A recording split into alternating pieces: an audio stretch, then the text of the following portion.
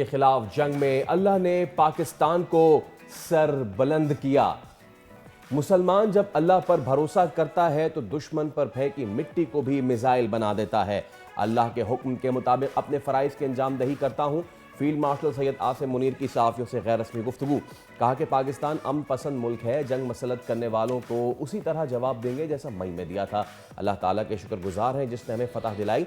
ऐवान सदर में उर्दन के शाह अब्दुल्ला दोयम को पाकिस्तान का आला तरीन सिविल अवार्ड देने की तकरीब। सदर मुमलिकत आसिफ जरदारी ने उर्दन के शाह अब्दुल्ला दोयम को निशान पाकिस्तान से भी नवाजा। वज़ीर आज़म आज एक रोज़ा दौरे पर कराची पहुंचेंगे। कैट रेलवे स्टेशन के अपग्रेडेशन मंसूबे का जायजा लिया जाएगा, जबकि वज़ीर रेलवे हनीफ अब्बासी वज़ीर आज़म को ब्रीफिंग देंगे। वज़ीर आज़म का ये दौरा कराची में रेलवे इंफ्रास्ट्रक्चर की बेहतरी के लिए अहम करार दिया जा रहा है। पीपल्स पार्टी ने वजीर आजम आज़ाद कश्मीर के खिलाफ तहरीक अदम एतमाद जमा करा दी। फॉरवर्ड ब्लॉक के एक और रुकन दीवान चुगताई का भी पीपल्स पार्टी की हिमायत का ऐलान।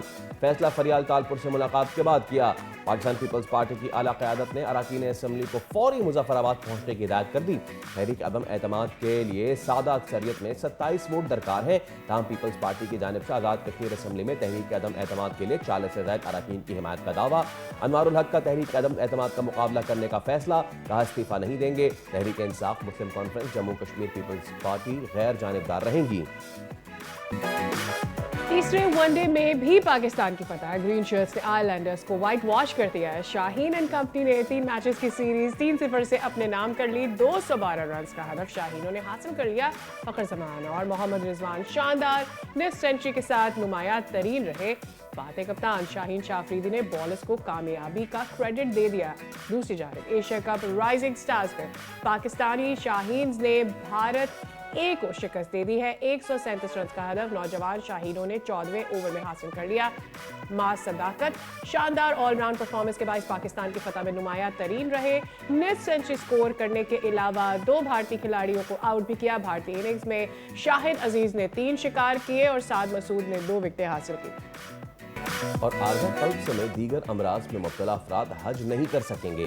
सऊदी हुकूमत ने बीमार आज़मीन पर हज 2026 की पाबंदी आयद करते हुए डिपोर्ट करने की पॉलिसी भी लागू कर दी। सऊदी वजारत मजहबी उमूर ने कहा कि बीमार आज़मीन को सऊदी अरब वतन वापस भेज देगा। वापसी का खर्चा आज़मीन खुद अदा करेंगे।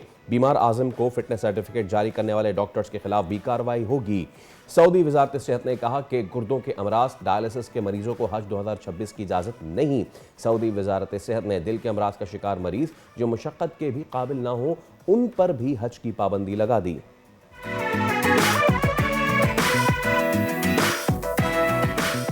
अस्सलाम वालेकुम, सुबह बखैर और खुशामदीद। दुनिया बोल है के साथ मैं हूँ फैसल करीम और मैं हूँ सादिया सैमसन। आज है हफ्ते का पहला दिन और हम उम्मीद करते हैं कि आपकी सुबह अच्छी हुई होगी, और अगर नहीं तो हम कोशिश ज़रूर करेंगे कि by the end of the day आपको 2-3 दफ़ा ज़रूर ही स्माइल करने का, हंसने का, खिलखिलाने का मौका मिल जाए।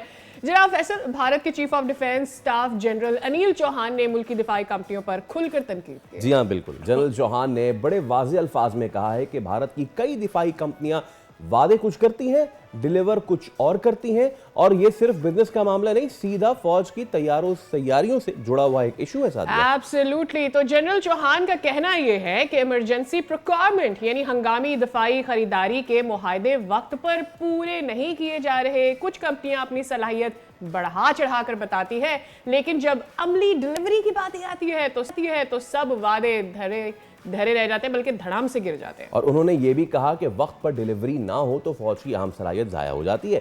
भारत के लिए यह बयान खासा गैर मामूली है, क्योंकि ऐसे खुलेआम बयानात बहुत कम दिए जाते हैं वहाँ पे। बिल्कुल। एक और अहम नुक्ता जो उन्होंने उठा दिया है और वो है इंडिजिनस मवाद का, और उनका ये कहना है कि कुछ कंपनियां कहती हैं कि उनकी जो प्रोडक्ट है वो 70% भारतीय है, लेकिन जनरल चौहान ये बोले कि ऐसा है नहीं है। और ये सिर्फ गलत बयानी नहीं, उन्हीं के अल्फाज में ये कौमी सलामती का मसला है, क्योंकि दिफाई साजो सामान में असल सच छुपाना बाद में महाज पर नुकसान बन सकता है, जो हमने मई में देख भी लिया। तो फिर बात आती है अब कीमतों पर। जनरल चौहान ने यह कहा है कि कुछ जो सिस्टम्स हैं ज़रूरत से ज़्यादा महंगे बेचे जा रहे हैं और कुछ जो है वो पूरे ओवर प्राइसिंग।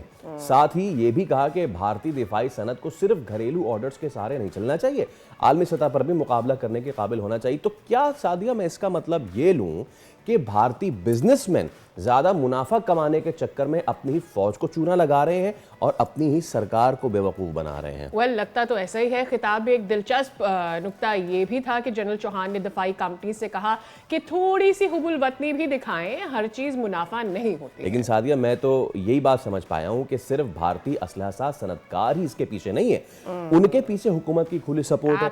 हुकूमत कौन है? मोदी एक तरफ फॉल्स फ्लैग का ड्रामा रचाता है ताकि सरहद पे मामला गर्म रहे, और दूसरी तरफ अंबानी को असलहे का महंगा ठेटा देता रहे।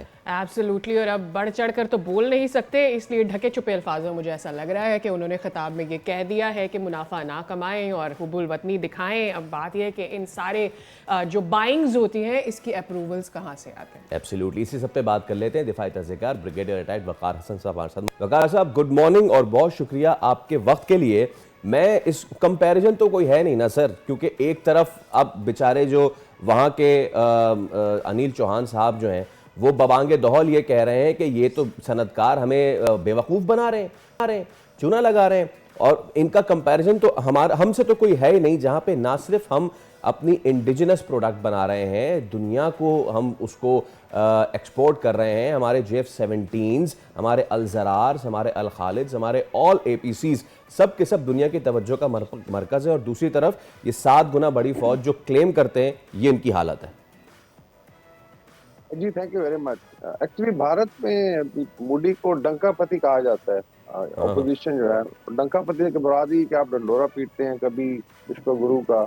इससे इनका एक प्रोग्राम था आत्मनिर्भर भारत, आई थिंक कोविड के टाइम पे शुरू हुआ और डिसाइड किया गया कि हर चीज जो है भारत में बनेगी।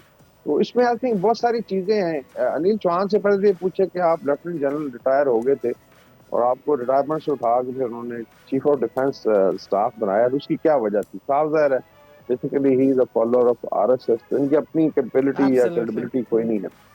दूसरा जो इनसे ये भी पूछे कि जी ये जो इमरजेंसी परचेजेज, आई थिंक इसमें जिक्र है ई का, ये 3 से 5 अरब डॉलर की क्यों कर रहे हैं आप with in let's say 4-5 month so called ops Sindoor 1 के बाद? तो वजह यही है कि बहुत ज्यादा गैप्स हैं, फिर इनको सर्विसेज को दिएगा पैसे भी कि आप खरीदें। 85 बिलियन डॉलर का जी बजट है इनका। अभी अगर आप पाकिस्तान को डॉलर टर्म कंपेयर करें तो हम 7 से 8 अरब डॉलर, तो 10 गुना से ज्यादा तो आपका पैसा है जो ऑलरेडी आपके पास है साल का। ऊपर से फिर आप इमरजेंसी प्रोक्योरमेंट्स हैं, तो मेरे ख्याल में वही है, नाज न जाने आंगन टेढ़ा वाली बात है कि इतनी ज्यादा पैसा भी लगा है, फिर आवाम को भी जवाब देना है। और अगर आप इनकी परफॉर्मेंस सिर्फ देख लें 2019 से, मतलब लेट्स से लास्ट 6 ईयर्स की, 2019 में पाकिस्तान ने स्विफ्ट अवार्ड में इनको घंटा लगाया, अभिनंदन को परेड कराया, उसको जाके उन्होंने अवार्ड दे दिया। फिर आया था 2020 में, मिलिट्री परफॉर्मेंस बता रहा हूँ, चाइना ने कोई 4.5 स्क्वायर किलोमीटर लद्दाख में लिया हुआ है इनसे। गलवान में ऑपरेशन हुआ था, इसमें इनके कर्नल साहब भी मारे गए थे, 40 बंदे मारे गए थे। और फिर अभी आए थे मई 2025 में पाकिस्तान ने दोबारा ठुकाई की है। तो आप खुद बताएं कि अगर पे दर पे ये हालत है कि नेबल्स के साथ रोजाना इनको एम्बेरसमेंट होती है, तो मिलिट्री फिर यही करेगी। बाकी ये हकीकत है, इसमें it's not only military equipment, जो इंडिजिनाइजेशन की बात हो रही है या आत्मनिर्भर भारत की बात हो रही है। इवन एप्पल पे इनके जो बड़े कमेंटेटर्स हैं US में बैठे कहते हैं जी कि एप्पल फोन आप कहते हैं क्लेम करते हैं बनाते हैं तो 90% तो सारा आता है चाइना से, असेंबल आप करते हैं डब्बों को। तो basically it is all I would say info ops theatre बना हुआ है भारत की मिलिट्री, और भी एम्बेरसमेंट है बहुत ज्यादा। वकार साहब, कितना ज़्यादा आपको लगता है कि ये झेंप मिटाने की बात की गई है, मिटाने की कोशिश की गई है after what they have faced from Pakistan? आपको लगता है इसमें ये भी बहुत बड़ा एलिमेंट हो सकता है? करप्शन वन साइड है, करप्शन हमेशा से हो रही होगी और करप्शन पता होगी कि करप्शन हो रही है, लेकिन अब जब बार बार आप जहां जाते हैं, चाहे आप डिप्लोमेसी के लिए जा रहे हो, चाहे आपकी मिलिट्री मीटिंग्स के लिए जा रहे हो, आपको पता है कि you were not better than Pakistan, rather Pakistan crushed you, तो अब आकर क्यों बोलने की जरूरत पड़ गई? अरे ये बड़ा इंपॉर्टेंट सवाल है। ये एक बहुत बड़ा रीजन हो सकता है, बिकॉज साथ मिलिट्री से सवाल भी पूछे जाते हैं। और मेरे ख्याल चौहान साहब को भी 3 साल खत्म होने वाला है कि आपकी परफॉर्मेंस क्या थी मिलिट्री की। और अगर आप कंपेयर करें, अभी जो जॉर्डन के किंग आए हुए हैं पाकिस्तान में, आपको हमने देखा कल क्या जाके उन्होंने बेसिकली मिलिट्री कैपेबिलिटी का डिस्प्ले देखा है टिला रेंजेस पे, and he was very happy. वो कह रहे थे I am feeling at home. Saudi Arabia defence agreement कर रहे, जितना मर्जी, अभी भारतीय मीडिया पे कल भी आई वाज देयर, और इतनी बढ़ के मारते हैं, लेकिन इनको समझ नहीं आती कि बेसिकली करना क्या है। तो पाकिस्तान की जो क्रेडिबिलिटी हुई है स्पेशली आफ्टर मई जो है, इंटरनेशनली रिकॉग्नाइज्ड है। ऑलरेडी इंटरनेशनल मीडिया जो था, जो सिक्योरिटी को डील करता है, दे वर वेरी क्लियर कि भारत को बड़ी बुरी तरह इन्होंने न सिर्फ जी चेक किया बल्कि दांत तोड़े। और अगर सऊदी अरेबिया है, उसके बाद अभी आपने जॉर्डन का देख लिया है, Turkey thinking of having defence agreement, तो कुछ तो है पाकिस्तान की मिलिट्री में कि पीपल फील कॉन्फिडेंट अबाउट या इट। और भारत की हालत ये है कि अभी तालिबान सिर्फ रह गए हैं इनकी अलायंस में, जो अपना जिस पे भरोसा किया जा रहा है। मेरे ख्याल में it's highly highly I would say कि पुअर स्टेट और ऑफ अफेयर इसमें ऑफ इंडियन मिलिट्री। वकार साहब ये चीज़ भी नहीं भूलनी चाहिए, वैसे मोदी साहब तो पता नहीं स्पिन करके इलेक्शन जीत जाते हैं किसी तरीके से, बट इससे पहले ये जो अब इनके अनिल चौहान साहब हैं, ये तो उन्होंने गुफ्तगू की है, इससे पहले मीडिया में राफेल के हवाले से कितनी सारी चीज़ें आ चुकी हैं, उनके करप्शन के हवाले से कितनी चीज़ें आ चुकी हैं। So there is a confusion over there. एक तरफ वो आत्मनिर्भर सेल्फ डिपेंडेंसी की बात करते हैं, दूसरी तरफ वो कहते हैं कि अगर हमारे पास राफेल होता तो हम ये कर देते, वो जब आ गया तो उसके बाद क्या वो भी देख लिया। और तीसरी चीज़ है, उनकी अपने लोग जो हैं इस पे फिल्में बनाते रहे हैं। बड़ी मशहूर फिल्म थी जो उनकी एयरफोर्स में जो उनके जेट्स थे, जिनको फ्लाइंग कॉफिन्स कहा जाता है, उसको उन्होंने बड़ा खोल के सामने रख दिया था। तो they are in a state of confusion right now. I think just like godi media अभी अनफॉर्चुनेटली जो मिलिट्री, जिसको मैं प्रोफेशनल मिलिट्री कहता था, they have become info ops theatre जो है, कि मोदी का एक इंफॉर्मेशन ऑपरेशन का थिएटर है। पॉलिटिकल लीडरशिप जो उसने मिलिट्री को आगे किया हुआ है। और इस तरीके से आप देख, अभी आईएनएस विक्रम के ऊपर बैठ के मोदी साहब ने बड़क मारी थी, ट्राई सर्विस साइज है। इसे पूछ रहे कोई ये दो स्क्वाड्रन साथ क्या डिफेंस कर सकता अपना, what to talk of attacking Karachi, मतलब यू कांट डिफेंड। एक छोटा सा एयरक्राफ्ट कैरियर है और इतना पैसा भी ये लगाते। Same is true for their. अभी जो हालत है कि त्रिशूल एक्सरसाइज में 3 जहाज गिरा दी, मतलब आप आए थे पाकिस्तान को डराने, एंड यू लॉस्ट एयरक्राफ्ट के बाद अपने गांव के ऊपर बमबारी कर दी, टेस्टिंग कर रहे थे। So all told I think they need at least 10 years to cover up. और पाकिस्तान की मिलिट्री आपको पता है बैटल हार्डेंड है, अलग तरह से भी डिलीवर किया और आगे भी करेगी। तो we prepare for future war. और जो भारत की फौज है शायद पास की लड़ाई की तैयारी कर रही, तो ये बहुत बड़ा फर्क है। वकार साहब, ऑब्वियसली आप अवेयर होंगे, ऐसा लग रहा है कि मोदी जो हैं आरएसएस की हिमायत खो भी रहे हैं। इन ये जो लास्ट इलेक्शन थे वो अक्सरियत के साथ नहीं जीते थे। आप बात आप खुद ही भी कह रहे हैं कि अनिल साहब का भी इन्फ्लुएंस थोड़ा सा आरएसएस की तरफ ही उनका झुकाव नजर आता है। Is there a hidden message that Modi is not needed there anymore, not by RSS as well? ये मेरे ख्याल में मिलिट्री में अगर ऑनेस्टी है, इससे पहले इनका एक चीफ जो थे वो भी आई थिंक इस तरह की बातचीत की थी ढके अल्फाज में। बाद में फिर उनको प्रेशराइज किया गया जी कि आप जरा आगे हैं और जब मोदी साहब का जो लेट्स से इनको ऑफ थिएटर इसको संभालें। तो फौज के अंदर बहुत सारी बात देखिए, काफी क्लटर होता है जब ऑपरेशन होते हैं, कि जो हालात अंदर से लीडरशिप के, ट्रेनिंग के और इक्विपमेंट के, तो ये चीजें आहिस्ता सब। बाकी देखें मोदी पे तो मैं बिल्कुल परेशान नहीं होता। आई एक्चुअली प्रे कि ये 2035 तक रहे, बिकॉज जितना से बेड़ा कर किया, भी देखें जो मुसलमानों के साथ हो रहा है, एक बहुत बड़ी फॉल्ट लाइन एरप्ट की आ रही। तो आरएसएस का सारा किया धरा है। ये नथुराम गॉडसे की जो औलाद है अभी आज रूल कर रही है भारत को। और इसमें भी मुझे तो लग रहा है कि एक सिविल वॉर की तरफ भारत जाएगा, बिकॉज मुसलमानों के साथ बहुत ज्यादा ऑपरेशन है। और उनका खुद मीडिया कह रहा है जी कि अभी तो डॉक्टर मुस्लिम हैं, इंजीनियर आ गए हैं, टेररिस्ट बन गए।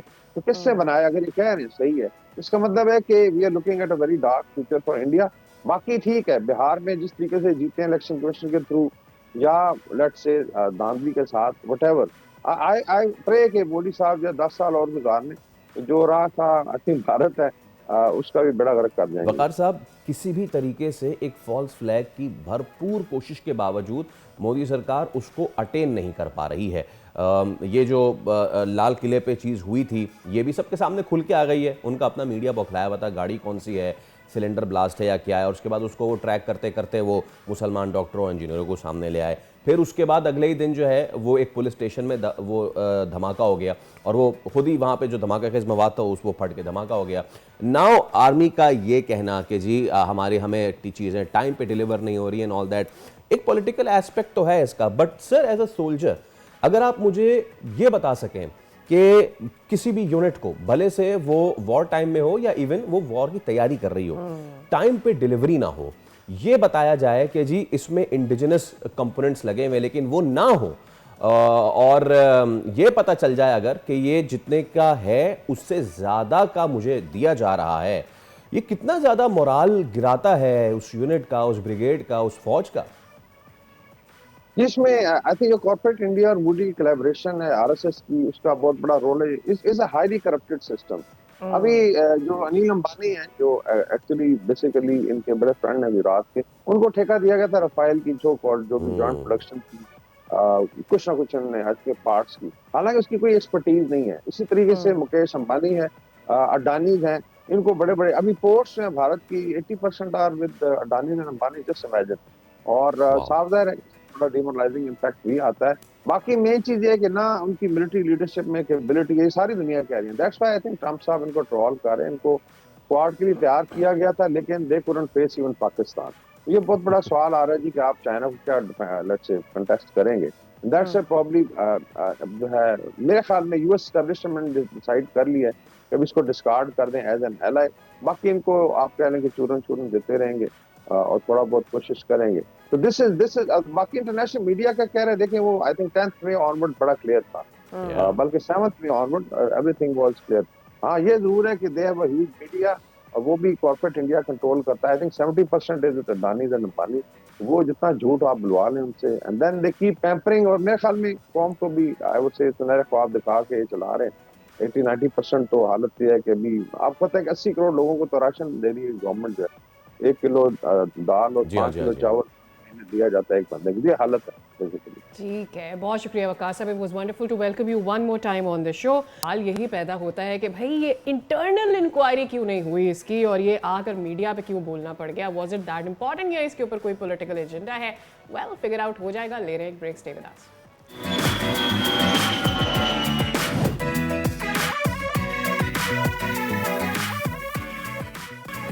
Welcome back. हमारी जिंदगी में कुछ ऐसे दिन कभी कभी आते हैं जो कहते हैं कि यार ये क्या हो रहा है। सुबह भी ठीक नहीं चल रही, रात भी काली हो रही है, और फिर हमें ये रिमाइंड कराना पड़ता है, पड़ोसियों संडे कैसा रहा। पड़ोसियों का संडे बहुत ही खराब रहा। और कल जो है वो पाकिस्तान के लिए तो अच्छा, उससे भी हजीमत की बात ये, पाकिस्तान के लिए क्रिकेट के हवाले से दिन बहुत अच्छा रहा कि हमने 3-0 क्लीन स्वीप किया श्रीलंका को। लेकिन दूसरी तरफ रात में जो हमने काम किया है ना, उससे वहां पे नींदें नहीं आई होंगी। Emerging Asia cup, rising star Asia cup में पाकिस्तान ने भारत को हराया कन्वीनियंटली, मतलब बिना पानी पिलाए। सूखा, जिसको हम क्रिकेटिंग जबान में कहते हैं ना, सूखा सूखा कल मारा है। और भारत बेचारे, उनके समझ में कोई चीज आ ही नहीं रही थी। और उससे भी बुरा फिर भारत के साथ एक और क्या चीज हुई, सुबह सुबह नाश्ता करके उठे, फिर लंच करने गए खुशी खुशी, और उसके बाद आके सारे आउट हो गए। और 124 का मॉडेस्ट टोटल जो है वो कलकत्ता के ईडन गार्डन्स ग्राउंड पे उनसे चेज नहीं हो सका। अब मेरा सवाल यहां पे सादिया ये, जो कि मैं अपने एस्टीम्ड गेस्ट के पास भी लेके जाऊंगा, कि हम जब ये पिच बनाते हैं अपनी होम कंडीशंस का फायदा उठाने के लिए, तो हमें कहा जाता है यार ये आपने क्या किया। अब भारत ने जो किया है आज से नहीं, अरसे से करता आ रहा है। अरसे से करता वो क्या है जनाब? या एब्सोल्युटली। और खैर इस दफा तो कोई डिफेंस भी नहीं था। गौतम गंभीर भी जब प्रेसर के लिए आए तो ही सेड के you were supposed to chase it, wasn't that big. हमारे लिए जैसी भी थी, जैसी भी क्यूरेटर्स ने पिच बनाई, तो ऑब्वियसली बेसिकली उनके पास डिफेंस में अपने कुछ कहने को था नहीं, इसलिए there was no reason given. बड़ी बात सबसे ज़्यादा ये है कि जो उनको यकीन नहीं आ रहा कि पाकिस्तान उनको हरा नहीं सकता। इस पर बात कर लेते हैं। वहीद खान साहब हमारे साथ मौजूद हैं, सीजनल सीनियर जर्नलिस्ट। अस्सलाम वालेकुम वहीद खान साहब, a very warm welcome to you sir. एक तो सबसे पहले बहुत शुक्रिया आपके वक्त के लिए। It's wonderful to have you on the show. हमें तो पता था कि हमारे जो इमर्जिंग बच्चे हैं वो इससे पहले भी अंडर 19 में बहुत अच्छा करते आ रहे हैं, बट ये कल हो क्या गया इंडिया के साथ, not just against Pakistan, also against south Africa? I think मतलब जो हमारे इमर्जिंग टीम है, ये सबसे बड़ी चीज़ ये, एक तो हमने भारत को हराया इस आफ्टर लॉन्ग टाइम के क्रिकेट में ये सुनने को मिला कि हमने भारत को हराया। दूसरा ये कि जो 4-5 लड़के जो नज़र आए हैं, जो टंग नज़र आया है, that is very very good for Pakistan crickets future. और जो साउथ अफ्रीका के खिलाफ वो इंडिया का, मैं कहता हूँ कि इससे ज़्यादा मतलब उनके अपने लोग कह रहे हैं कि जिस टाइप की पिच बनाई गई थी वो इतनी मतलब अनफिट थी टेस्ट क्रिकेट के लिए, तो I think it was only fitting कि जब आप इस किस्म की मतलब इतनी बड़ी टीम होने के बावजूद अगर आप इस किस्म की पिचेस बनाते हैं जीतने के लिए एट होम, स्पिन पिचेस बनाना कोई उसमें कोई बुराई नहीं है, होम एडवांटेज लेते हैं, हमने भी बनाई, लेकिन हमारे वहाँ जो स्पिन पिचेस बनी वो ऐसी नहीं थी कि आप मतलब जो है ना बिल्कुल ही बैट्समैन बेचारा जो है वो उसकी समझ में ना आ रहा हो। और आप सोचेंगे मतलब 3 दिन की क्रिकेट हुई और 3 दिन की क्रिकेट में एक 50 सिर्फ बना है पूरे मैच में। आई थिंक किस्मत, तो वो कहते हैं ना कि कभी कभार जो चीज आप किसी और के लिए आप गड्ढा घोड़ते तो आप खुद उसमें गिर जाते हैं। Yes. और साउथ अफ्रीका, याद रखिए south Africa has a much improve team, तो मतलब जिस तरह से उन्होंने फाइट बैक किया आई थिंक इंडिया भी नहीं एक्सपेक्ट कर रहा था।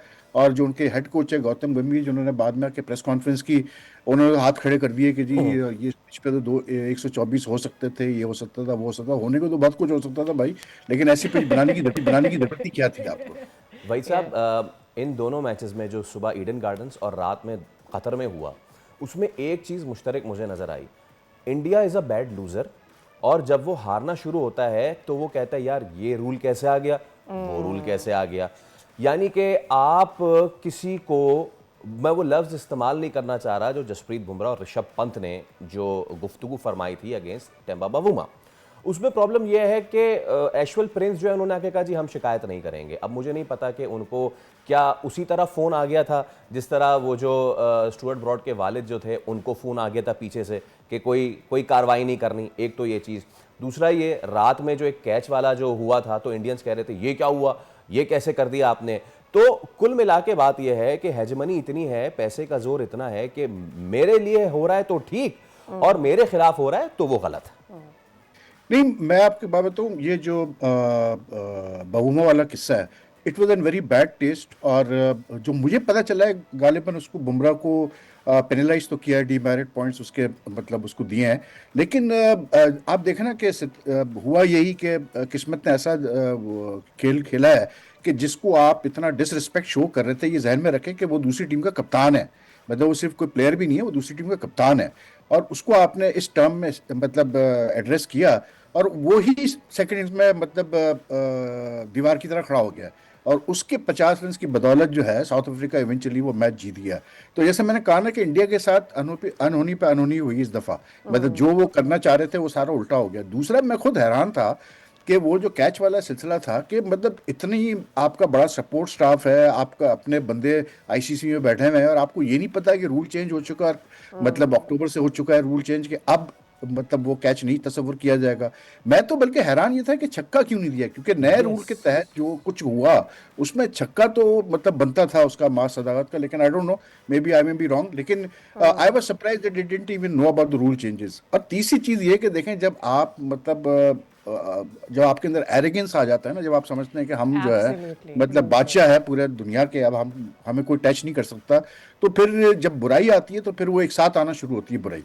तो आई थिंक कि इंडियंस को थोड़ा सा मतलब इस चीज़ का जहन में रखना पड़ेगा कि आपका पैसा कितना भी हो, लेकिन पैसा आपको जो है वो आप कुछ भी कर लें, लेकिन पैसा at the end of the day आपको जीत नहीं दिला सकता। जीत आपको आपके प्लेयर्स ही दिलाएंगे, उनकी परफॉर्मेंसेस दिलाएंगी।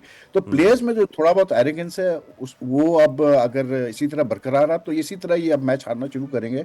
कल मैं हैरान था जिस तरह से हमारी टीम ने मतलब जोश और जज्बे से खेला है, और मास सदाकत ने जिस तरह से मतलब शॉट्स खेले हैं, मतलब आई वाज सो हैप्पी के यार, Yes. मतलब अच्छा, इतने अरसे बाद जो है इंडियंस की वही भाई जो है वो उसकी तो मैंने करनी ही बात, क्योंकि उससे पहले उसने 96 भी बड़े ज़बरदस्त बनाए थे। लेकिन मैं ज़रा, आप हमारे साथ ही रहिएगा, नाजरीन को दिखाने के लिए कि कंडक्ट क्या कहता है। We have pulled out one rule, और अगर हम वो चला सकें पहले तो कि ये अंग्रेजी में आर्टिकल 2.13 है आईसीसी कोड ऑफ कंडक्ट का, और ये कहता है कि intended to cover language of a personal insulting obscene और offensive nature relating to a family member of the player, support personnel umpire और match referee at whom it is directed. तो ये पेनलाइजेशन होगी। इसको ज़रा अगर अब आपकी आसानी के लिए उर्दू में चलाएं नाज़रीन के देखने के लिए, तो यह है कि ये ऐसे अल्फाज काबिल सज़ा हैं जो किसी खिलाड़ी, माविन अमले, अंपायर या मैच रेफरी की जानिब या उनके किसी अहल खाना के बारे में ज़ाती तौहीना में फहश या किसी भी तरह से नामुनासिब और काबिल एतराज़ नौयत के हों।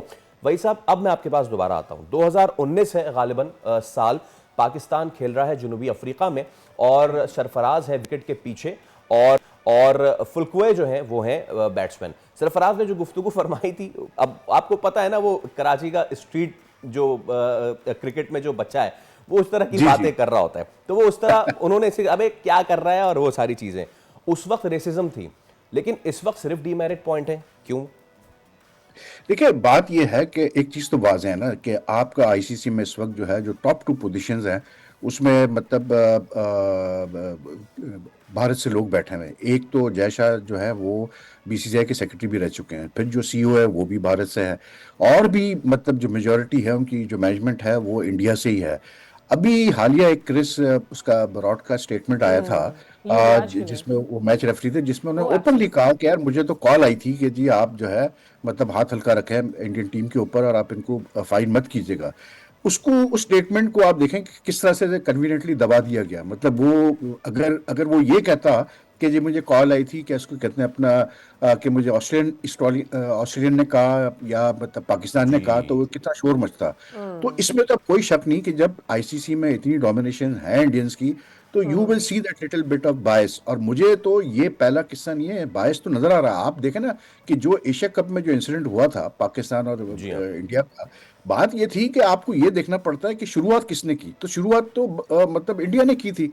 मतलब जो कुछ सिलसिला वहां पर हुआ कि वो अपना जिस तरह सूर्या कुमार यादव उनके कप्तान ने जाके बातें की, सब कुछ किया, हैंडशेक नहीं किया, सब कुछ किया, तो शुरुआत तो आपने की थी। अब हमारे लड़कों ने अगर उस पर रिस्पॉन्ड किया तो आपने, यानी कि एक ऑफेंस हुआ सितंबर में, अभी कुछ दिनों पहले जाके आप अनाउंस कर रहे हैं कि जी हमने 2 मैच का बैन लगा दिया हारिस रूप पे। तो अगर हारिस जी। रूप पे 2 मैच का बैन लगा है तो भाई सूर्या कुमार यादव ने तो उससे ज्यादा मतलब सीरियस ऑफेंस कमिट किया था, तो उस पर क्यों नहीं बैन लगा? तो ये तो अब वाजे है फैसल के मतलब आईसीसी में इंडियन इन्फ्लुएंस इतना ज्यादा बढ़ चुका है कि ये अब बायस आपको नजर आएगा। और ये अब दूसरे क्रिकेट बोर्ड्स के ऊपर है कि वो किस तरह से इसको हैंडल करते हैं। देखिए, पाकिस्तान क्रिकेट बोर्ड की तरफ से मैं इतना जरूर कहूंगा कि मैं सारी उनकी चीजों से अग्री ना करूं, लेकिन मोहसिन नकवी साहब जो चेयरमैन है पाकिस्तान क्रिकेट बोर्ड के और चेयरमैन है एशियन क्रिकेट काउंसिल के, उन्होंने कम से कम मतलब स्टैंड तो एक लिया है। उन्होंने मतलब एक मतलब बीसीसीआई को और इंडियन क्रिकेट को एक जवाब तो दिया है कि यार ऐसे नहीं है कि आपके पास पैसा है या आप डोमिनेट कर रहे हो तो आप you can just absolutely. Ride over anyone.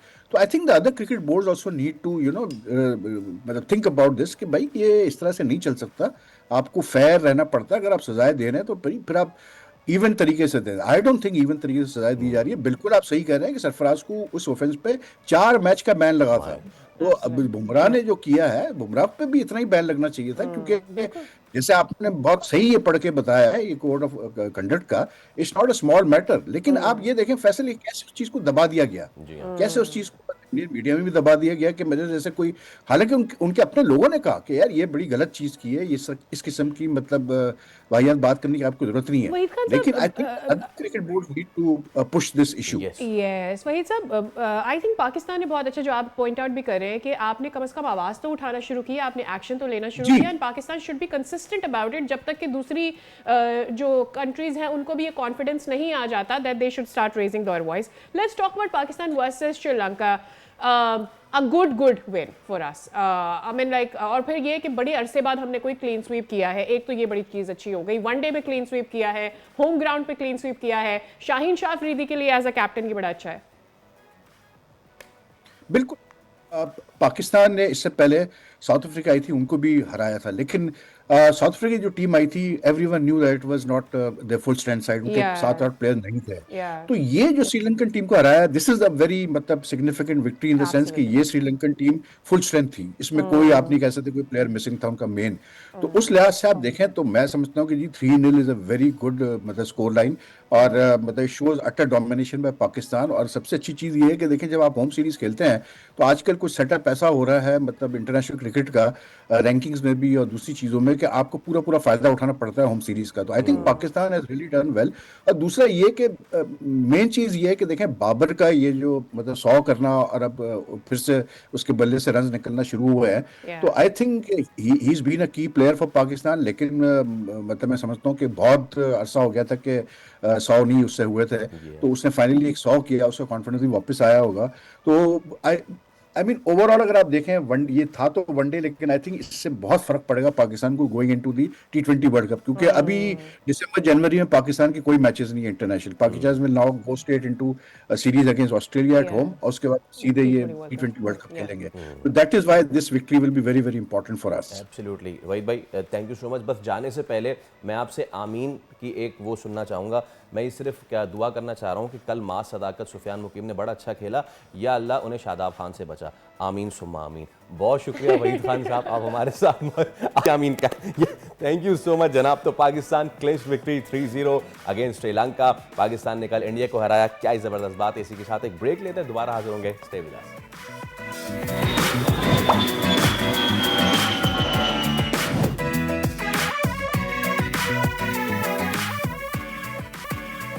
Welcome back. हमें अच्छा लगता है जब आपसे अच्छी अच्छी खबरें शेयर करते हैं, ऐसी जिसमें हमें औरतों की इंक्लूजन, औरतों के बारे में नई सोच नज़र आती है और हमें लगता है कि हम एक कदम और आगे चले गए हैं। मैं ये बात क्यों कर रही हूँ? मैं ये बात इसलिए कर रही हूँ क्योंकि बलूचिस्तान असम्बली ने सूबे में कम उम्र शादियों के मसले पर बड़ा और तारीखी कदम उठाते हुए Balochistan child marriages restrain act 2025 पास कर दिया। इसके बाद सूबे में बच्चों की शादी न सिर्फ गैर कानूनी करार दे दी गई है, बल्कि इसमें मुलव्विस अफराद को 2 से 3 साल कैद और 1 से 2 लाख रुपए तक जुर्माने का सामना भी करना पड़ेगा। कम उम्र शादियां पाकिस्तान में कई दहाइयों से एक संगीन समाजी मसला रहा है साथियों, और इसी की वजह से लड़कियों की सेहत शदीद मुतासर होती है। इब्तदाई हमल और फिर जचगी के दौरान पेचीदगियां बढ़ जाती हैं, तालीम उनकी अधूरी रह जाती है, माशी खुद मुख्तारी का ख्वाब टूट जाता है।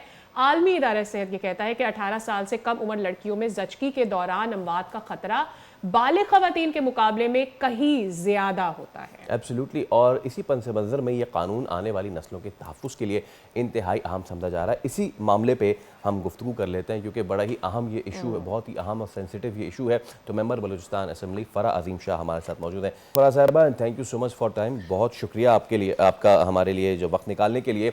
तो एक लैंडमार्क ये इक़दाम है, थोड़ा सा बताइए इसके बारे में, और अब इसकी इम्प्लीमेंटेशन वगैरह आप लोग कैसे इंश्योर करेंगे? जी, बिस्मिल्लाहिर्रहमानिर्रहीम। सबसे पहले तो वालेकुम सलाम।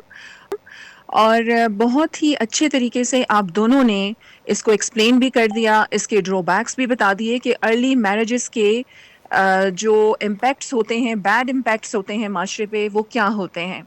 अब अल्हम्दुलिल्लाह सबसे पहले तो मैं मुबारकबाद पेश करूंगी अपनी पूरी कौम को, बलूचिस्तान के लोगों को, और खराज तहसीन भी पेश करूंगी चीफ मिनिस्टर सरफराज बुख्ती साहब को कि उनकी क़यादत में एक हिस्टोरिकल मार्का जो है वो बलूचिस्तान असेंबली ने सर अंजाम दिया है।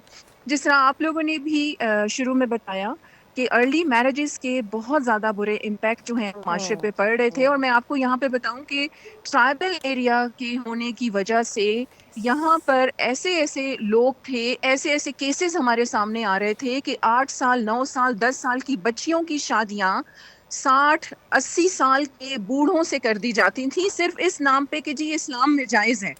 और आपको मैं ये भी बताऊं कि जिस दिन ये बिल हमारा बलूचिस्तान असेंबली में पेश हुआ, उस दिन अपोजिशन की तरफ से बहुत ज़्यादा इस पे उन्होंने शोर शराबा किया, और मतलब एक ऐसा इंतशार फैलाने वाला जो लोगों में ये बताया गया कि जी ये कुरान और सुन्नत के खिलाफ फैसला किया जा रहा है। बल्कि मैं आपके इस प्रोग्राम के तवज्जुद से ये भी बताऊं कि ये कुरान और सुन्नत ही हमें बताता है कि किसी भी माशरे में जदीद दौर में अगर लोगों की भलाई के लिए वहाँ के मुफ्ती या बड़े बैठ के कोई फैसला करते हैं तो वो सही होता है। तो माशरे में बहुत सारी बुराइयां इस अर्ली मैरिजेस की वजह से हो रही थी, और आप देखें कि सेहत बच्चियों की मुतासिर हो रही थी। अच्छा, फिर इस्लाम में कहा जाता है बलूगत। देखें, ये बलूगत सिर्फ जिस्मानी नहीं होती, ये ज़हनी बलूगत भी होती है, स्पिरिचुअल भी बलूगत होती है, और वो 18 साल की उम्र से पहले मुमकिन ही नहीं है। तो इसके बहुत अच्छे इम्पैक्ट आप देखेंगे। और अब तो एब्सोल्युटली हमें बहुत खुशी हो रही है ये सुनकर भी। अच्छा, एक जो इसमें 18 इयर्स वाली बात की जा रही है, इसकी इम्प्लीमेंटेशन जब मैं बलूचिस्तान की सिचुएशन को देखती हूँ, आसपास के लोगों में कितनी अवेयरनेस है इस हवाले से देखती हूँ, तो मुझे ये आसान भी नहीं लगता है। अब गवर्नमेंट के लिए ये एक चैलेंज है, इसको किस तरह से ओवरकम किया जाएगा? देखिए, सबसे पहले तो मुश्किल होती है कि कानून पास होना। अब जब असेंबली से कानून पास हो गया है और इसकी इम्प्लीमेंटेशन पर अब बात आती है, अब लाजमी बात है लोगों को ये पता है कि अब ये जुर्म है और इसकी सज़ा है। इसकी कैद भी है और इसमें जुर्माना भी आयद होगा। तो इंशाल्लाह आप देखेंगे कि हुकूमत की जानिब से और जो अदारे जिम्मेदार हैं वो सख्ती से इस पे अमल दरामद करेंगे। जी ठीक अच्छा, है। ये जो आपने बात की सख्ती से अमल दरामद करेंगे, एक तो हो गई अमल दरामद, लेकिन उससे पहले है अवेयरनेस आगाही। Among the common people. उसके लिए आप लोगों के क्या अज़ाइम हैं? जी, बिल्कुल। देखें, चीफ मिनिस्टर की जानिब से तमाम मेंबरान को ना सिर्फ इस इशू पे बल्कि डिफरेंट और भी जितने भी इश्यूज हैं उस पे सख्ती से ये ताकीद की गई है कि अपने अपनी कॉन्स्टिट्यूंसी में जाके लोगों के साथ कनेक्टिविटी को बढ़ाएं। और बिल्कुल आप सही कह रहे हैं कि इस पे अवेयरनेस देना, देखिए मैं आपको एक और चीज़ यहाँ पर बताऊं, ये अवेयरनेस देना किसी एक की जिम्मेदारी नहीं, ये कलेक्टिव हमारी कोशिश जी। होगी। आपके टीवी प्रोग्राम्स के थ्रू भी होगी, हमारे मस्जिदों में जो मौलवी बैठे हैं उनके थ्रू भी होगी, हमारे टीचर्स के थ्रू भी होगी, हमारे जितने भी स्टेक होल्डर्स बैठे हुए और स्पेशली सियासतदान अपने अपने इलाकों में जाकर बिल्कुल इस पे काम करने की जरूरत है, जो कि हो भी रहा है। जी ठीक है। अच्छा फरा, इसमें ख़ानदानी माशी सूरत हाल भी एक बड़ा एलिमेंट है, उसको बेहतर करने के लिए भी क्या इक़दामात उठाए जाने चाहिए? क्योंकि कई बार ऐसा होता है गरीब ख़ानदान में लोग कोशिश ये करते हैं कि जी एक औरत है उसको शादी करके दूसरे घर भेज दो ताकि उनके घर का बोझ कम हो जाए। देखिए, सबसे पहले तो मैं ये ज़रूर आपके प्रोग्राम की तवज्जुह से कहूँगी कि औरत बोझ नहीं होती। बेशक। अगर औरत ना होती, तो ये दुनिया भी ना होती और मर्द भी ना होते। तो सबसे पहले तो ये जिस तरह आपने अवेयरनेस की बात की ना, तो ये हमारे देखें हमारे जो इस्लाम और हमारे कुरान और हमारे रसूलुल्लाह की जो तालीमात हैं, ये सबसे बड़ी वजह है कि लोगों में जो अवेयरनेस नहीं है। अगर हम इन चीज़ों से जुड़ जाएँ और सही तरीके से इस्लाम और कुरान को समझ लें, तो मेरे ख़्याल से ये सारे मसाइल ही हल हो जाएँ। तो बिल्कुल अवेयरनेस की बेहद ज़रूरत है। और इसी तरीके से हमारे देखें स्कूल लेवल पे, कॉलेजेस लेवल पे इस पे बाकायदा तरीके से सेमिनार्स करने की ज़रूरत है। और स्पेशली मैं आपके प्रोग्राम की तवज्जो से अपने माँ बाप को ज़रूर ये कहूँगी कि उनकी तरबियत अपने बच्चों को माशरे को बेहतर तश्कील देने के लिए बेहद ज़रूरत है। क्योंकि जहाँ जहाँ एजुकेशन देखें इम्पॉर्टेंट है, वहाँ सबसे पहले आपकी ट्रेनिंग तरबियत आ जाती है। तो तरबियत पे बहुत जोर देने की ज़रूरत है। और फरा, इसमें बस एक आखिरी चीज़ ये कि मोर देन रिलीजियस मामला, ये एक सोसाइटियल मामला है, कल्चरल इशू भी है। और इसमें मैं कोई किसी को लुक डाउन अपॉन नहीं कर रहा, इसको सकाफत के तौर पे भी समझा जाता है। तो देखिए, इस मुझे चीज़ आप को ये एड्रेस करने बताएं, के लिए मुझे जी देखिए, आप सबसे पहले तो मैं आपसे भी ये सवाल करती हूँ और अपने सुनने वालों से भी सवाल करती हूँ कि आपका कल्चर पहले आता है या आपका दीन पहले आता है? तो ये ये तो अवेयरनेस आप देने बताएंगी ना की फरा, क्योंकि बेहद वहां पे एक जी कल्चर है देखें जिरगे का। मेरी आप बात यूनिवर्सिटीज को एड्रेस करें, लेकिन उधर भी एड्रेस करें, वो जी मुश्किल है मेरे ख्याल से। जी बिल्कुल बिल्कुल नहीं। देखें, अब एक दिन में तो मामलात बेहतर नहीं ठीक होंगे, है, लेकिन अब जब बड़ी ही कामयाबी से ये बिल पास हो चुका है, इंशाल्लाह इसकी इम्प्लीमेंटेशन को भी यकीनी बनाया जाएगा। इंशाल्लाह। जी बहुत फरा, शुक्रिया बहुत फरा अजीम शुक्रिया शाह फॉर योर हमारे टाइम। साथ मौजूद थी। और एक ये लैंडमार्क लॉ जो है वो पास हो गया है, बिल पास हो गया है। इसी के साथ हम एक ब्रेक ले रहे हैं, उसके बाद दोबारा हाजिर होंगे। Stay with us.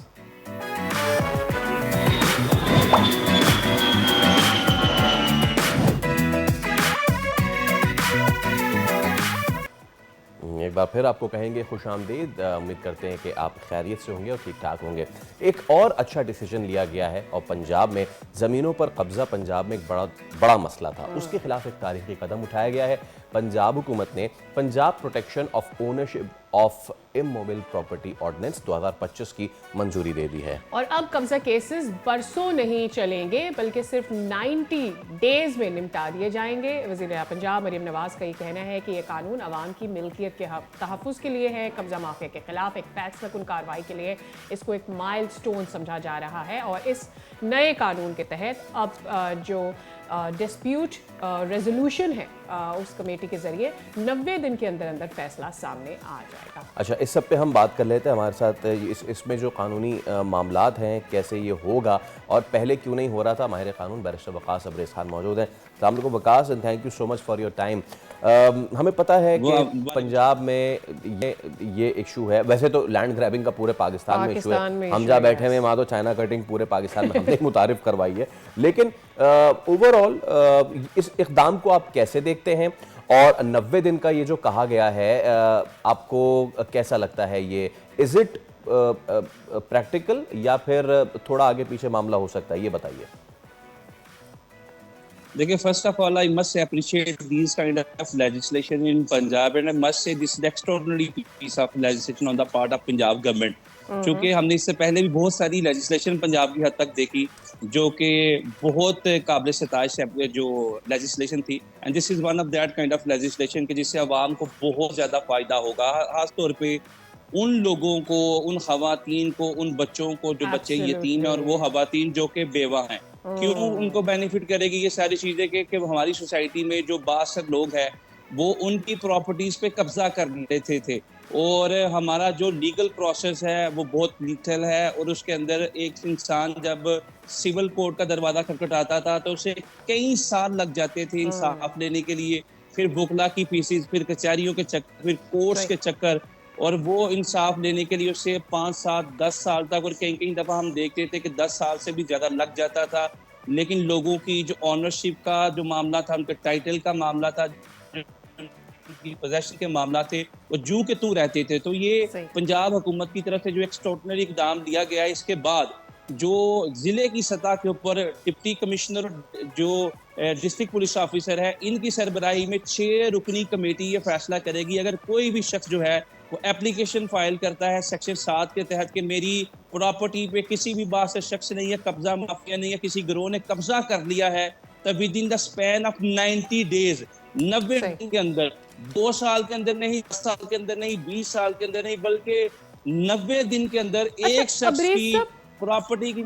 एब्सोल्युटली। अब साहब देखिए, पाकिस्तान में लॉज मौजूद हैं, लेकिन मसला इन्फ्लुएंस का आ जाता है। कई बार जिन लोगों की जानिब से वो ज़मीनें हथिया ली जाती है, चले हम औरतों की भी बात करते हैं, उनका हक उनको नहीं दिया जाता, वो इन्फ्लुएंस नहीं छुड़वा पाते, तो ये 6 रुकनी कमेटी उस इन्फ्लुएंस के लिए क्या करेगी और इसमें दीगर फोर्सेस का कितना इनपुट होगा?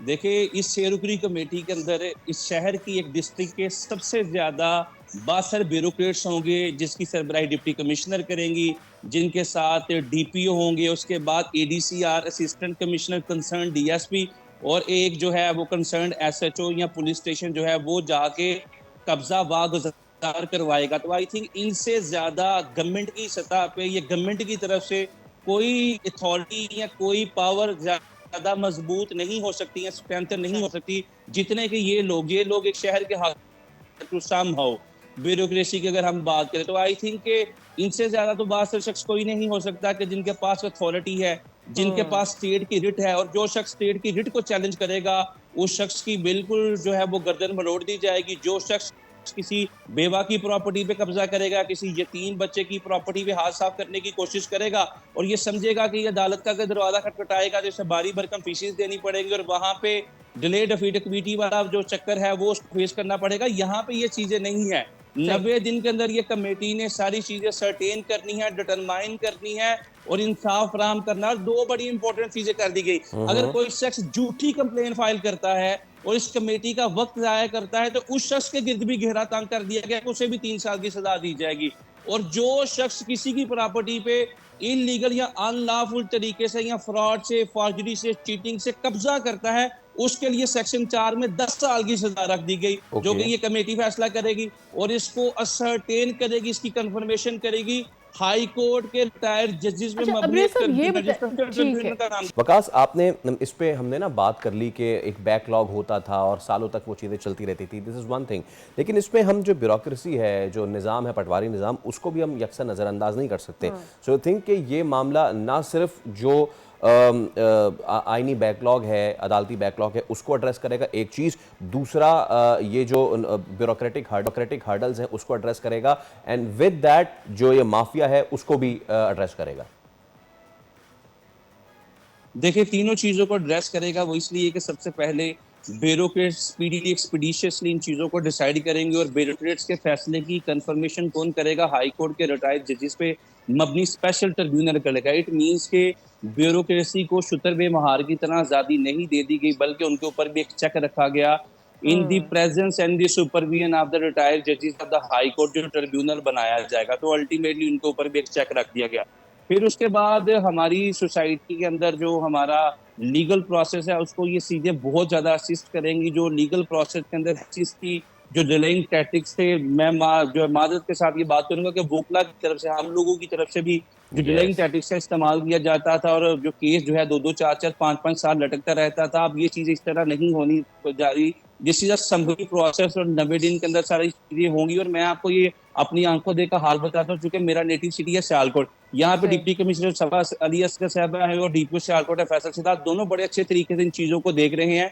और मैं ये समझता हूँ कि बहुत ही अगर खुश पंजाब आइन भर के बात है तमाम कि डिस्ट्रिक्ट्स हमें के अंदर एक संगे मील अबूर होता हुआ नजर आ रहा है। वकास सबरी साहब बहुत बहुत शुक्रिया, was wonderful to show and talk about this issue जो कि रिजॉल्व नहीं हो पाता है, लेकिन अब जब टाइम फ्रेम दे देते हैं तो अच्छी बात ये होती है कि आपको पता चलता है कितने जल्दी ये मसाइल हल किए जा सकते हैं। एक और इशू जो रिजॉल्व नहीं हो पा रहा है एब्सोल्युटली, और वो है स्मॉग का। जनाब बिल्कुल। फिरोज वाला की बात करने जा रहे हैं। आज हम कोशिश कर रहे हैं कि मुख्तलिफ शहरों की क्या सूरत हाल है स्मोक की, आपके साथ वक्तन फवक्तन अपने हर शो में शेयर करते चले। तो फिरोज वाला में स्मोक का राज एक दफ़ा फिर से बरकरार है और उसकी वजह से शहरी परेशान नजर आते हैं, मुख्तलिफ बीमारियों का भी शिकार हो रहे हैं। स्मॉग के बायस अस्पतालों में मरीजों की तादाद भी बढ़ना शुरू हो गई है। हमारे नुमाइंदे अली राना हमारे साथ मौजूद है। अली राना, जरा आगाह कीजिए, क्या सिचुएशन है?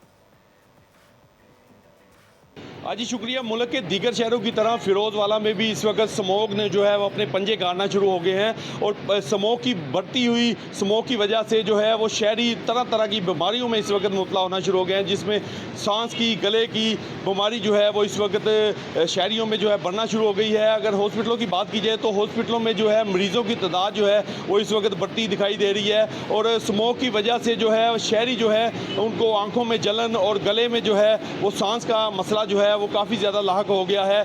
और अगर एयर क्वालिटी इंडेक्स की बात की जाए तो फिरोजवाला में कोट अब्दुल मालिक और जो काला शिकाकू का एरिया है वहाँ पर इस वक्त जो है स्मोक जो है वो 250 के करीब एयर क्वालिटी इंडेक्स इस वक्त पहुँच चुका है। और अगर मैं बात करूँ ट्रैफिक की, तो ट्रैफिक की रवानी भी जो है वो इस वक्त काफ़ी ज़्यादा मुतासर हो रही है। और माहरीन का कहना है कि स्मोक से बचने की जो तदाबीर हैं उनको इख्तियार करें और मास्क का ज़्यादा से इस्तेमाल करें ताकि जो स्मोक का जो बढ़ती हुई स्मोक का जो मसला है सूरत हाल से आगाह कर रहे हैं। बहुत शुक्रिया डिटेल्स देने के लिए। चले पाकपतन का भी रुख कर लेते हैं, जहां से हमारे नुमाइंदे तारिक हुसैन भट्टी हमारे साथ मौजूद हैं। तारिक, बताइएगा क्या सिचुएशन यहाँ नजर आ रही है? क्या स्मॉग और बड़ा है या कुछ कमी आई है? शहर और मुज़ाफ़ाती इलाकों को शदीद स्मोग ने अपनी लपेट में ले रखा है। पाकपतन के मुज़ाफ़ाती इलाके मलका हास, नूरपुर, पुराना थाना, बुंगा हयात समेत दीगर जो मुसाफाती इलाके हैं इस वक्त शदीद स्मोग की लपेट में है। शदीद जो ख़तरनाक स्मोग है इससे शहरी जो है वो मुख्तलिफ बीमारियों में मुब्तला हो रहे हैं, जिसमें नाक, आंखों, गला और जिल्द की बीमारियां जो हैं वो जन्म ले रही हैं। तो शहरी इस वक्त शदीद शहरियों को मुशामना करना पड़ रहा है। और दूसरी जानब महकमा माहौलियात की जानब से जो स्मोक फैलाने वाले भट्टा कश्त हैं उनको मस्मार किया जा रहा है, उनको भारी जुर्माने किए जा रहे हैं। जो फैक्ट्रीज हैं धुआं फैलाने वाली उनको भी भारी जुर्माने किए जा रहे हैं। इसके साथ साथ जो जिम्मेदार तबका अपनी फसलों की बाकियात जला रहे हैं और ये स्मोक का सबब बन रहे हैं उनको भी भारी जुर्माने किए जा रहे हैं। स्मोक से छुटकारा हासिल करने के लिए आगाही वाक का भी इनकार जो ज़िला इंतज़ामिया की तरफ से किया गया है, लोगों को आगाही दी जा रही है, आगाही पम्फलेट तकसीम किए जा रहे हैं कि स्मोक से किस तरह बचा जा सकता है। तो शहरियों को हदायत की जा रही है कि स्मोक फैलाने वाली जो चीज़ें हैं, जो अपनी गाड़ियाँ हैं, लोग उनको दुरुस्त करवाएं। जो धुआं फैलाने वाली गाड़ियां हैं उनको भी जुर्माने किए जा रहे हैं। मास्क का लाजमी इस्तेमाल करने की हिदायत भी की जा रही है कि शहरी घर से बाहर निकलते वक्त खुद और अपने बच्चों को मास्क का लाजमी बिल्कुल ठीक है। तारिक हुसैन भट्टी, आप हमें पाकपतन में स्मोक के हवाले से आगाह कर रहे थे। स्मॉग हो, फ़िज़ाई आलूदगी हो या कोई भी चीज़ हो, सबसे ज़्यादा जो हमारा ब्रीदिंग पैटर्न मुतासर होता है और ये महीना ख़ास तौर पे जो है इट इज़ बीइंग डेडिकेटेड फेफड़ों के कैंसर की आगाही के हवाले से। एक ऐसी बीमारी है जो इब्तदाई मराहिल में ज़्यादा नुमाया अलामात नहीं दिखाती लेकिन बर वक्त तशख़ीस ना होने पर जानलेवा साबित हो सकती है। बिल्कुल, हमारे साथ मौजूद है डॉक्टर सैयद मुर्तज़ा हुसैन काज़मी साहब। उनसे बात करेंगे जिनका ताल्लुक है शिफा इंटरनेशनल अस्पताल से, इस्लामाबाद से, और मारूफ पल्मोनोलॉजिस्ट भी हैं। अस्सलाम वालेकुम मुर्तज़ा साहब, it's wonderful to have you on the show. और इस महीने हमारी कोशिश ये है कि हम लंग्स कैंसर के हवाले से जितनी ज़्यादा आगाही फैला सके, लोगों को अब बता सके कि कितनी मुश्किलात होती हैं और कैसे अवेयर हो सकते हैं वो। पहली चीज़ तो पाकिस्तान में डिनायल है, ये समझना ही नहीं है कि भाई आपके हर ऑर्गन को जायज़े की ज़रूरत होती है, एनालिसिस की ज़रूरत होती है, टेस्ट की ज़रूरत होती है। हम अभी तक वहाँ पहुँचे ही नहीं हैं। तो फर्स्ट थिंग फर्स्ट, मुझे कितने दिनों बाद, कितने महीनों बाद जाके अपना चेकअप करा लेना चाहिए कि अगर मेरा लंग फंक्शन सही कर रहे हैं या नहीं कर रहे हैं? जी, बहुत शुक्रिया प्रोग्राम में इनवाइट करने का। बिल्कुल जी, दुनिया पूरी में नवंबर का मंथ जो है लंग कैंसर अवेयरनेस मंथ मनाया जाता है और उसका मकसद यही है कि लोगों को ये अवेयरनेस दी जाए कि देखिए अर्ली स्टेज में लंग कैंसर के सिम्टम्स बहुत ही कम लोगों में होते हैं। तो वो स्टेज ऐसी होती है जिसमें पेशेंट के लिए हम बहुत कुछ कर सकते हैं और उसका सर्वाइवल यानी कि उसके जिंदा रहने की जो मियाद है वो ट्रीटमेंट से बहुत अच्छी होती है अर्ली स्टेज में। लेकिन अनफॉर्चुनेटली जैसे कि आपने भी जिक्र किया कि हमारे यहाँ पेशेंट जो है वो बहुत लेट आते हैं।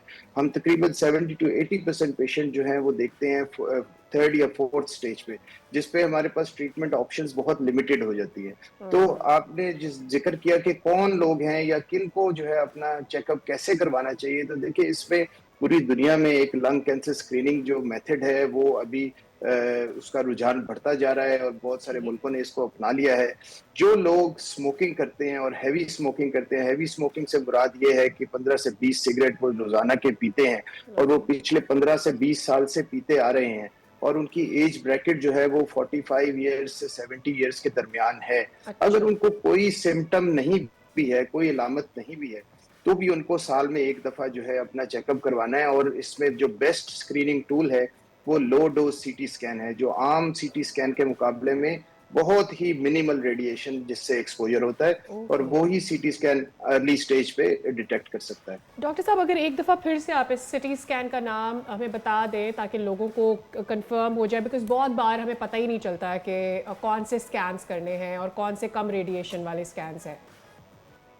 जी, ये कहलाता है low dose CT scan of the low base chest. CT scan. ठीक है, ये लो डोज। जी लो डोज, ठीक हाँ है। जी। अच्छा तो डॉक्टर, इसमें जो रेडिएशन की डोज होती है वो नॉर्मल सीटी स्कैन से 10वें हिस्से यानी 1/10 of the normal CT scan होती है, तो बहुत ही मिनिमल है। Okay okay. डॉक्टर साहब, बहुत सारे इसमें मिथ्स भी जुड़े हुए हैं, उस पर भी मैं आपसे ज़रूर बात करूंगा, but there was just one question from one of the viewer, वो मैं आपसे ज़रूर शेयर करूंगा। Covid Sure. जब हुआ है, पोस्ट कोविड, जाहिर सी बात है सबसे ज़्यादा लंग जो है उसमें हमारा मुतासर हुआ है along with other organs as well, लेकिन क्योंकि वो ब्रीदिंग का था मामला तो बहुत ज़्यादा अफेक्ट हुआ है। क्या को पोस्ट कोविड लंग कैंसर मजीद एग्रीवेट हुए हैं cases? I don't know if it is the case, क्योंकि ब्रीदिंग में लोगों को आज तक प्रॉब्लम्स आई है, वो आज तक रिकवर भी नहीं कर पाए। देखिए, ऐसी कोई एविडेंस नहीं है कि जो post Covid lung cancer aggravate हुआ है या उसका रेट बढ़ गया है। ये जरूर है कि पोस्ट कोविड लोगों को एस्थमा के मसाइल हुए हैं, पोस्ट कोविड लोगों को फाइब्रोसिस के मसाइल हुए हैं और उसकी वजह से ब्रीदिंग इश्यूज हुए हैं। हमारे पास बहुत सारा पेशेंट आता है जिनको पहले कोई एस्थमा का प्रॉब्लम नहीं था और अब जो है वो एस्थमा उनको डायग्नोज हुआ पोस्ट कोविड। इसी तरह कुछ फाइब्रोसिस यानी कि जो लंग्स के सिकुड़ने का अमल होता है या स्कारिंग रह जाती है कोविड के बाद, जो डैमेज रह गया लंग्स में, उस वजह से लोगों को ब्रीदिंग के मसाइल जरूर हुए हैं। लेकिन ऐसा हमारे पास ऐसी कोई एविडेंस नहीं है कि उससे लंग कैंसर के कोई शरह मुतासिर हुई। That's great. अच्छा डॉक्टर साहब, क्या कोई ऐसी बीमारी होती है, छोटी बीमारी, मे बी मैं एक एग्जांपल दे रही हूँ, जैसे एस्मा हो गया या फाइब्रोसिस हो गया, जो in the longer run cancer बन जाता हो? क्या ऐसे कोई एविडेंस या कैंसर अलग से ही लोगों को होता है?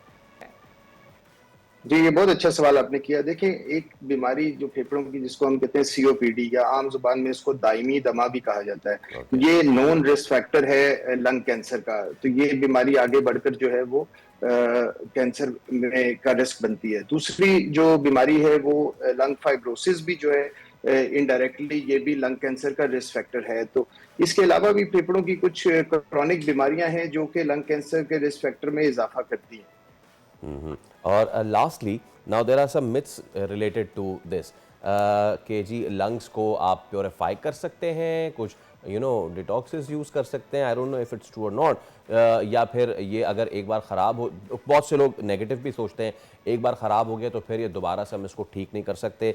करने वाले या कराने वाले ठीक इसको मुख्तलिफ़ किस्म के जूसेस और मुख्तलिफ़ किस्म के टोटकों से भी कराते। तो प्लीज़ ज़रा इस हवाले से कुछ रहनुमाई फरमाते जाएँ।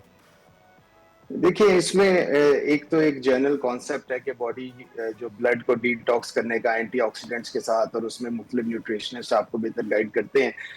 लेकिन एज सच अगर हम ये कहें कि जी लंग्स को हम डिटॉक्स कर सकते हैं, तो वो डिटॉक्स उसका बेस्ट ये है कि अगर आप स्मोकिंग करते हैं तो स्मोकिंग आप जिस दिन छोड़ेंगे लंग्स आपके डिटॉक्स होना शुरू हो जाएंगे। और वो उसमें अगर आप बहुत ज़्यादा पोल्यूटेड एरिया में रहते हैं, आप वहाँ से मूव करते हैं या अपनी एहतियाती तदाबीर करते हैं, तो भी आपके लंग्स को डिटॉक्स मिलता है। लेकिन जूसेस और इससे कोई खास लंग्स का ताल्लुक नहीं है।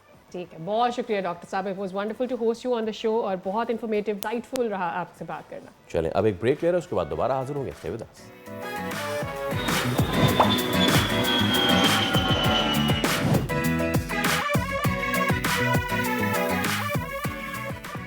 Okay, welcome back. तो हम हमेशा से एक चीज़ करते हैं, बगैर टिकट लोगों को ले आते हैं यहाँ वहाँ, कभी पाकिस्तान घुमाते हैं, ताकि कभी बाहर ले जाते हैं। कोई चाह रह ना जाए और अगर किसी ने कुछ मिस कर दिया है तो वो हमारे जरिए अभी बगैर टिकट आपको स्पेस में लेके जाने का आज मेरा प्लान है। मुझे हाँ, बगैर I ticket. Am all set to go. Well, Pakistan में खलाई साइंस के शोबे में एक बड़ी पेशरफ्त हुई है। पहली बार आलमी खलाई कॉन्फ्रेंस की मेज़बानी कर रहा है पाकिस्तान। 18 नवंबर से इस्लामाबाद में international space conference on applications of science and technology का बाज़ाब्ता आगाज़ होगा। स्पार्को और इंस्टीट्यूट ऑफ स्पेस टेक्नोलॉजी के इश्तराक से ये मुनाकिद की जा रही है। सारिया, बिल्कुल, ये आलमी कॉन्फ्रेंस पाकिस्तान के खलाई विजन और साइंसी ताउन और तकनीकी तरक्की के नए दौर की अलामत करार दी जा रही है और ये 3 डेज़ इवेंट है जिसमें दुनिया के 25 ममालिक से माहिरीन शिरकत करेंगे और इस 3 रोज़ा इवेंट में 2000 से ज़ायद कौमी और बैनुल-अक़वामी स्पेस साइंस एक्सपर्ट्स इकट्ठे होंगे, जहां पर खलाई टेक्नोलॉजी के जरिए मौसमियाती तब्दीली, खुराक के बहरान, डिज़ास्टर मैनेजमेंट, पायदार इंफ्रास्ट्रक्चर जैसे बड़े आलमी चैलेंजेस के ऊपर बात होने जा रही है। अच्छा, अमेरिका समेत दुनिया के मुख्तलिफ ममालिक के खलानवर्द भी जो हैं, एस्ट्रोनॉट्स हैं, इस कॉन्फ्रेंस में शरीक होंगे और एक खुसूसी सेशन रुत-ए-हिलाल के साइंसी, मजहबी और तकनीकी पहलुओं पर रोशनी भी डालेगा। इस बड़े आलमी इवेंट के हवाले से बात करने के लिए हमारे साथ मौजूद है deputy chief manager system engineering Sparco मोहतरमा शहनीला तारिक साहिबा हमारे साथ स्टूडियोज पे है। अस्सलाम वालेकुम Shahnila, it's wonderful to host you on the show. How are you feeling today? Thank you so much. I'm fine. अच्छा, एक तो ये कि we are very excited about this seminar, 3 days seminar, 25 countries visiting Pakistan. ये कितना, इसका होराइजन कितना wide है, मुझे अगर इसको समझना हो, ये कितनी सिग्निफिकेंस क्या है इसकी? देखिए, ये इसकी सिग्निफिकेंस जो है, ये एक स्ट्रेटेजिक प्लेटफॉर्म है जिसके अंदर हम जितने स्पेस एक्टर्स हैं, स्टेक होल्डर्स हैं, उनको कनेक्ट कर रहे हैं to integrate space based solution into national development. इसमें समझने की ये बात है कि स्पेस जो है वो उसमें सिर्फ अब एक्सप्लोरेशन नहीं है, बल्कि ये it is an integral part of individuals and collective life. देखिए, यूनाइटेड नेशंस जो है वो ये कहता है कि स्पेस इज़ फॉर ऑल, ठीक है, और उसने ऑलरेडी कुछ स्टैंडर्ड सेट कर दिए हैं फॉर सस्टेनेबिलिटी गोल्स।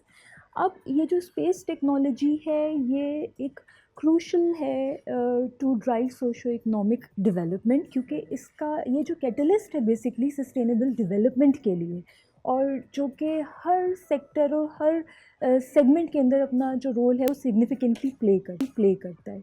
तो जब ये सोशो इकोनॉमिक डेवलपमेंट को अपलिफ्ट करने के लिए एक जो उसको ये ड्राइव करता है, तो यू कैन थिंक कि जितनी full range of space technology है उसकी एक्टिविटीज़ होनी चाहिए, उनसे जो है वो बेनिफिट्स हासिल करना चाहिए, जिसके लिए स्पेस सोसाइटी का होना बहुत ज़रूरी है।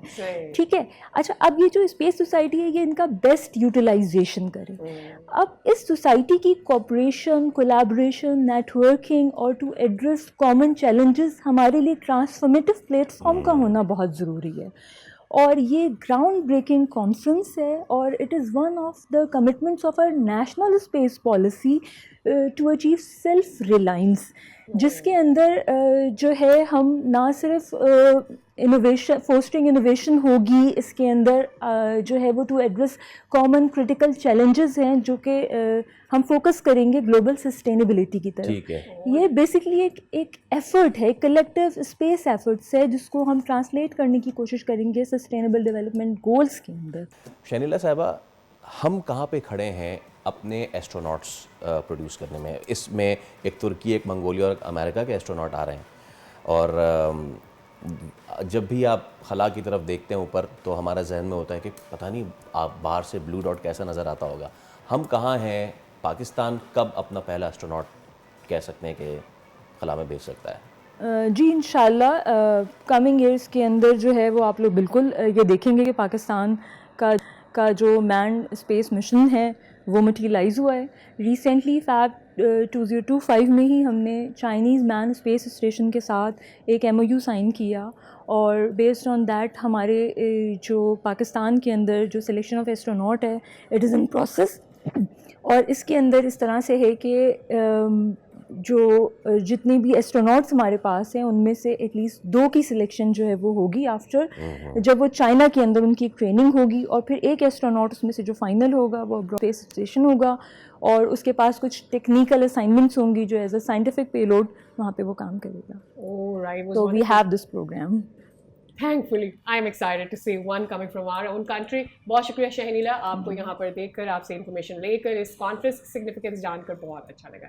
All right, okay. तो इससे पहले कि हम आपसे इजाज़त लें, ऐसे नहीं जाने देंगे आपको। ओवर द वीकेंड सादिया साहिबा जो हैं वो उनकी क्या एक्टिविटीज़ रहीं, आपको पता है शहर कराची में एक ज़बरदस्त कल्चरल फेस्टिवल मुनक़िद हुआ है और पूरी दुनिया के लोग यहाँ आ रहे हैं। तो सादिया गई वहाँ पे और सादिया ने क्या देखा और सादिया ने ख़ुद क्या कुछ किया वो सब आपको दिखाते हैं।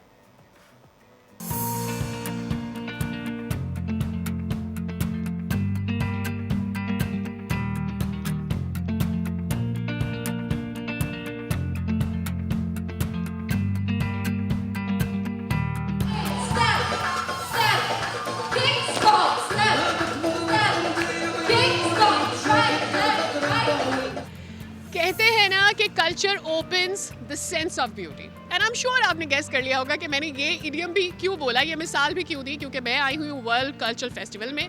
वैसे तो इसका दूसरा साल है, लेकिन असल बात ये है कि इस बार यहाँ पर 100 से ज़ायद कंट्रीज़ की रिप्रेजेंटेशन है। कुछ रिप्रेजेंटेशन तो हम अपने सेगमेंट्स में आपको पहले ही दिखा चुके हैं, लेकिन 15 दिन गुजर जाने के बाद भी अभी बहुत सारा आर्ट है जो आपके साथ शेयर करने को है, बहुत सारी एक्सप्लोरेशन करने को है। तो चलिए सफ़र का करते हैं आगाज़।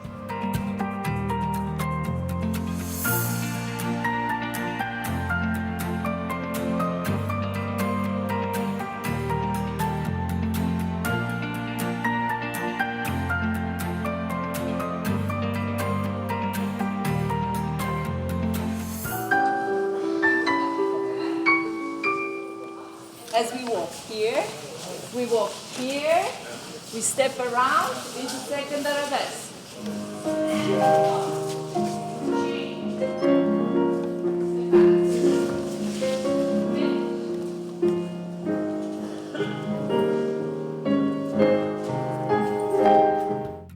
तो मैंने आपसे वादा किया था ना कि कुछ ना कुछ एक्सप्लोर तो हम करेंगे। थोड़ा सा तो मैंने कुछ एक्सप्लोर करने के साथ साथ सीख भी लिया है। अब जिनसे सीखा है आई थॉट उनसे आपकी मुलाकात करवा दी जाए। तो मेरे साथ मौजूद है लापा डांस कंपनी से डॉक्टर टीना। ये ग्रुप यहाँ पर परफॉर्म करने के लिए आया है कुवैत से। Hello doctor Tina. Good evening. It's wonderful to see you dance over here, but I really want to know, what did I learn today? You participated in classical ballet workshop. All right, that was a wonderful experience for me as well. How is so far your experience in Pakistan, especially in Karachi, in this culture festival? My experience is the most positive one. From the warm welcome at the airport until tonight, we've been really well taken care of. The people are so welcoming and kind to us, and the organization team is really doing an amazing job. Was it your first visit to Karachi? Yes, it was my first visit to Karachi, and I hope not my last. How do you like the idea of World Cultural Festival and performing in different countries, obviously, but specifically coming to Pakistan, meeting other, art performances and artists from other countries? I think art is a great communicator, and it helps countries to get together. It speaks language which is beyond politics, and in this time of turbulence in the world, I think it's the most beautiful way for us to come together from all sorts of backgrounds from different parts of the world and unite in a common language of arts. Today I met you in this workshop, and I'm sure there are a lot of people who are learning a lot, and I think it's basically the socialization that we have that makes the difference. It's like the connection we make that makes the difference. I really want to ask you, will you be able to perform here? Have you performed yet, or you still have to?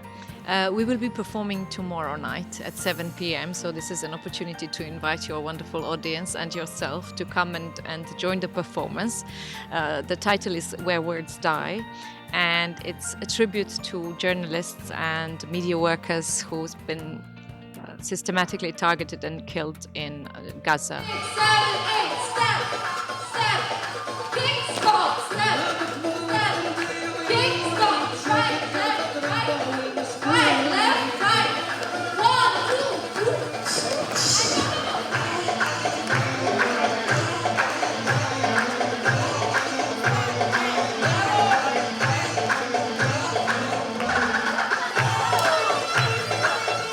बहुत ही प्यारी मेहमान हमारे साथ मौजूद हैं और उनसे भी बात करेंगे और आई एम श्योर आपको बहुत अच्छा लगेगा उनसे बात करके। मेरे साथ रोहान मौजूद हैं जिनका ताल्लुक पैलेस्टाइन से है, लेकिन ये लापा डांस कंपनी के साथ ही हैं और उनके साथ परफॉर्मेंसेस करते हैं। उनसे बात करते हैं। Hello. Hi, nice to meet you. Same here. I know that you are originally from Palestine. Since how long you've been working with Lapa Dance Company? Actually, just this year, I found out about Lapa by chance, and I've loved it ever since. And you were in Palestine back when? I actually live in Kuwait, and I've been born in Kuwait, born and brought up, as well as my parents. Right. Yeah. So, But your origin is Palestine? yes, and also to not confuse you, I do have a Jordanian passport, which is right next to Palestine. So this is how I'm able to live abroad. How is your experience so far? In Karachi, Yes. amazing. The nature is everywhere. It's so beautiful. The art on the streets, so beautiful. It's exactly like the Philippines. And it's the people are nice, the hospitality is beautiful, and I really would love to come again from the bottom of my heart. Right. I have this one basic question that I ask almost all the guests who are visiting us from any other country, and I'm going to ask Dr. Tina about that too. Have you so far been able to taste Pakistani food? Of course I was, and of course I fell in love with it. Really? And What did you taste? Do you remember? of course, I tasted a dish which was made of spinach and potatoes, and I loved it. Right here, when I stand and I see all the, obviously because you're performing for all the journalists who've lost their lives in Palestine. This cause is huge, and for us, giving all the news regarding Palestine and how things are turning out over there is painful, and at the same time, we are hoping for best. One thing that you want to say for all the Palestinian facing all the brutality over there? Okay. Honestly, I would say, because normally in Palestine and to each other, to all our Palestinian relatives, we always say, God be with you. So that's what I would say. God be with you. And God be with all of us, because this is something we actually say 100 times when we meet each other. So God be with you. And God be with us all. Actually. That's it. Thank you so very much, Ron. Thank you so much, Dr. Tina. It was wonderful to host you both.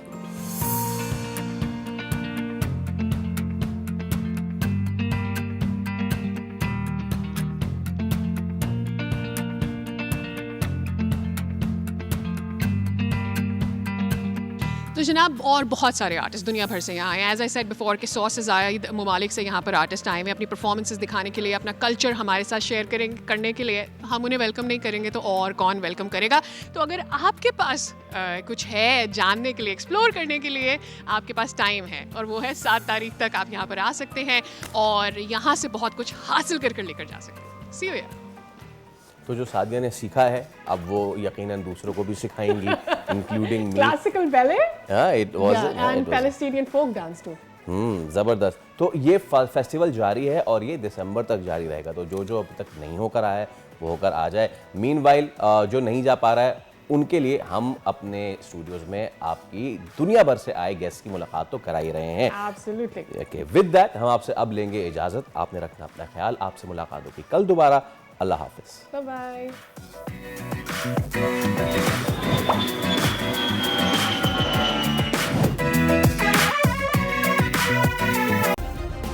Subscribe करें और bell दबाएं ताकि कोई खबर रह न जाए।